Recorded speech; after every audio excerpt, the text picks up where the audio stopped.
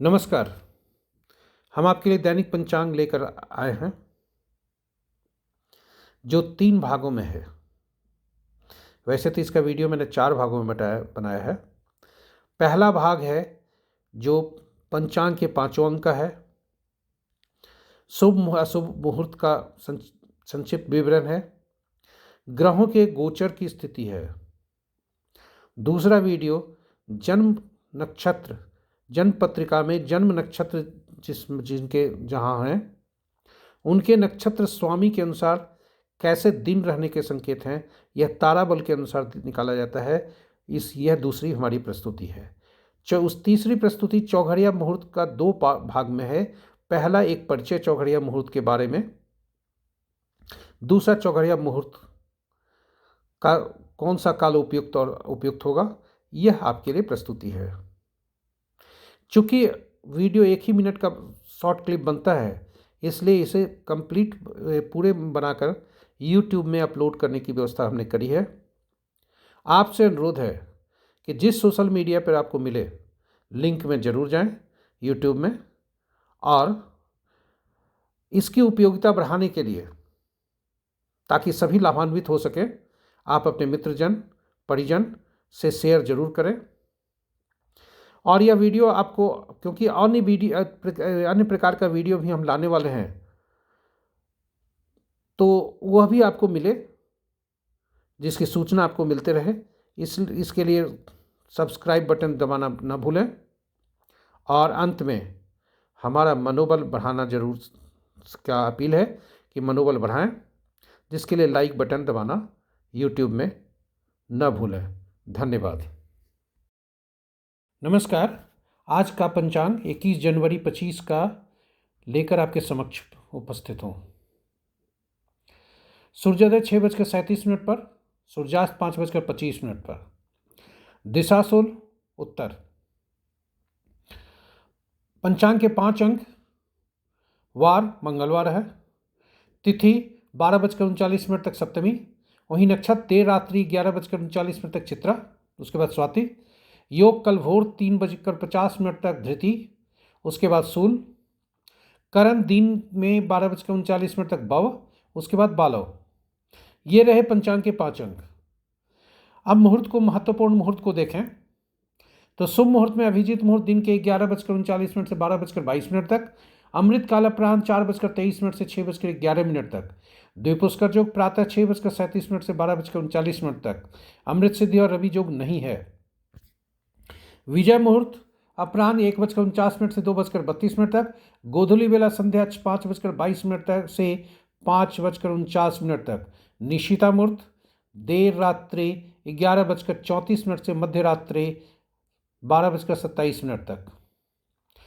ये शुभ मुहूर्त हुए। निशिता मुहूर्त देर रात्रि में शुभ मुहूर्त होता है, और वो ठीक मध्य रात्रि में होता है, जहाँ पूजा पाठ, मंत्र साधना आदि किए जाते हैं। अशुभ मुहूर्त में देखें, राहु काल अपराह्न 2:43 से 4:04 तक। गुलिक काल दिन के 12:01 से 1:22 तक। यमगंड दिन में 9:49 से 10:40 तक। वर्ज्य मुहूर्त कल भोर में 5:40 से 7:42 तक। ये रहे महत्वपूर्ण मुहूर्त। हम बहुत शीघ्र ही विभिन्न मुहूर्तों के बारे में अलग से एक वीडियो बनाएंगे, छोटा सा, ताकि यह जो नाम है और इसकी उपयोगिता आपके पास स्पष्ट हो जाएगी। ग्रहों की आकाशीय स्थिति को देखें तो सुबह 5 बजे की ये ग्रह की स्थिति है। चंद्रदेव कन्या राशि में ही हैं, लेकिन मंगल के नक्षत्र में आ गए हैं। और इस प्रकार मित्र राशि में 3 ग्रह, शत्रु राशि में 2 ग्रह, सम राशि में 3 ग्रह, स्वराशि में 1 ग्रह है। ग्रहों की शक्ति नक्षत्र के अनुसार देखें तो मित्र नक्षत्र में 4 ग्रह, शत्रु नक्षत्र में 1 ग्रह, और शत्रु नक्षत्र में कोई ग्रह नहीं। सम नक्षत्र में 3 ग्रह, स्व नक्षत्र में 1 ग्रह है। स्वतंत्र ग्रह केतु, राहु, बुध होते हैं,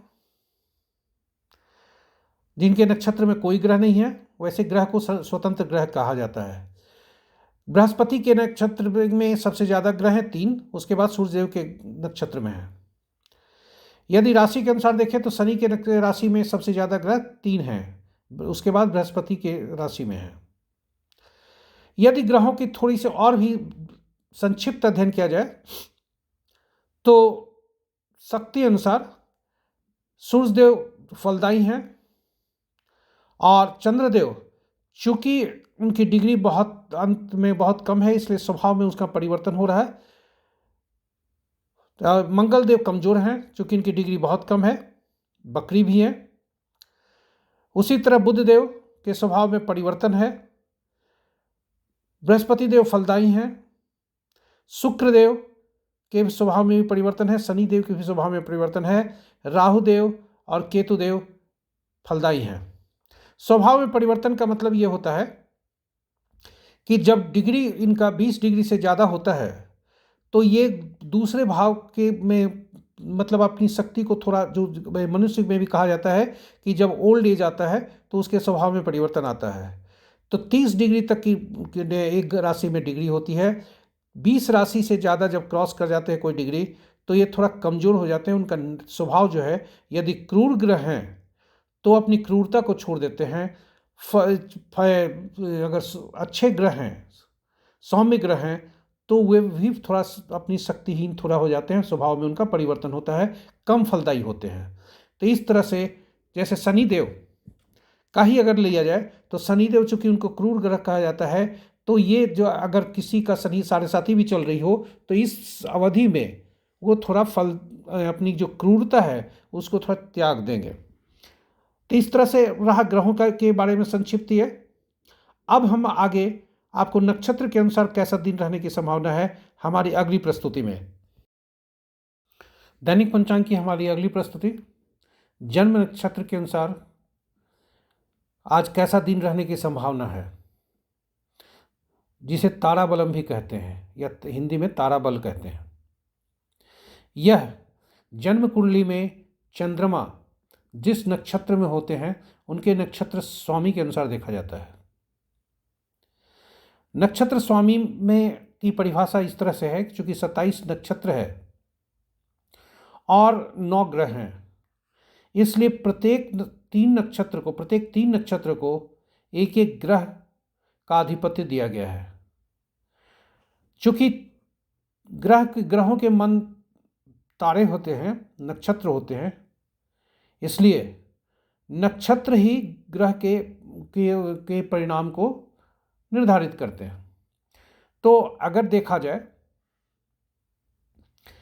कि तीन नक्षत्र एक एक ग्रह को मिले, उदाहरण स्वरूप आर्द्रा, स्वाति, शतभिषा नक्षत्र में जिस व्यक्ति का जन्म हुआ है तो उनके नक्षत्र स्वामी राहु बनते हैं। वहीं पुनर्वसु, विशाखा और पूर्व भद्रा नक्षत्र में जिन जातक का जन्म हुआ है उनके नक्षत्र स्वामी बृहस्पति बनते हैं। तो 2 भाग में इसको बांटा गया है। चूंकि रात्रि 11:36 तक चित्रा नक्षत्र है जो मंगल का है और उसके बाद स्वाति नक्षत्र है। तो 11:36 तक जो संभावित ये है कि दिन के संकेत मिल रहे हैं कैसे होंगे, तो राहु के नक्षत्र में जन्मे व्यक्ति, साथ साथ बृहस्पति, बुध, शुक्र और चंद्रमा के नक्षत्र में जन्मे व्यक्ति का दिन शुभता के संकेत मिल रहे हैं। वहीं शनि, केतु, सूर्य के नक्षत्र में जिस जातक का जन्म हुआ है उनके लिए दिन थोड़ा चेतावनी भरा है, सांकेतिक रूप से उन्हें सावधान रहने की जरूरत है। मंगल के नक्षत्र में जन्मे व्यक्ति के लिए सामान्य दिन रहने के संकेत है। देर रात्रि 11:36 के बाद अगली नक्षत्र परिवर्तन तक स्वाति नक्षत्र रहेंगे और इस प्रकार उनके जो संकेत मिल रहे हैं, बृहस्पति, शनि, केतु, सूर्य तथा मंगल के नक्षत्र में जन्मे व्यक्ति के लिए शुभता के संकेत हैं। वहीं बुध, शुक्र और चंद्र के नक्षत्र में जन्मे व्यक्ति के लिए थोड़े सावधानी रहने की जरूरत है। संकेत ऐसे ही मिल रहे हैं। खास करके विशेषकर बुध के नक्षत्र में जन्मे व्यक्ति के लिए विशेष सावधान रहने की जरूरत है। वहीं राहु के नक्षत्र में जन्मे व्यक्ति के लिए दिन सामान्य रहने की संभावना है। तो ये रहा हमारा नक्षत्र के अनुसार, तारा बल के अनुसार क्या संकेत मिल रहे हैं, कैसे संकेत मिल रहे हैं।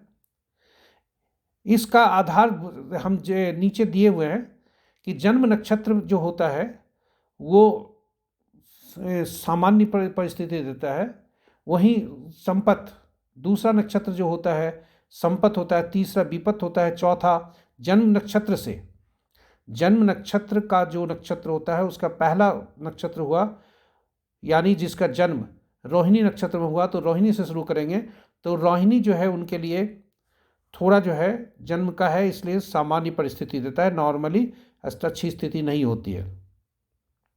उसके बाद संपत नक्षत्र हुआ दूसरा जो शुभ है, विपत नक्षत्र शुभ है, क्षेम नक्षत्र शुभ है, प्रत्यरी उसके बाद जो अशुभ होता है, छठा नक्षत्र साधक होता है जो शुभ है, सातवां नक्षत्र जो अति अशुभ है जिसे बध या नैधन भी कहते हैं। वहीं आठवां और नौवां नक्षत्र शुभ होते हैं जो कि मित्र और परम मित्र होते हैं। तो ये सभी नक्षत्रों की श्रेणी है। चूँकि हमने पहले भी कहा था 27 नक्षत्र हैं और 9 ग्रह हैं, इसलिए ये सभी नक्षत्र स्वामी के अनुसार है। नक्षत्र 9वां नक्षत्र हुआ, फिर 10वां, फिर 1 से शुरू करेंगे। उसी तरह से 19वां से फिर 27 तक, 1 से 19वां से शुरू करेंगे तो तब 1 से शुरू करेंगे। यही इसकी गणना है। और गणना की विधि यही है कि 27 नक्षत्रों को 9 भाग में बांटा जाता है। उनके नक्षत्र स्वामी अलग अलग हैं, ग्रह हैं, और उनको अलग अलग श्रेणी दी गई है, कौन सा किस भाग में फल देंगे। धन्यवाद। हमारी अगली प्रस्तुति चौघड़िया ज्योतिष। दैनिक पंचांग के नित्य कार्यक्रम के अनुसार हमारी अगली प्रस्तुति नक्षत्र के अनुसार आज कैसा दिन रहने की संभावना है।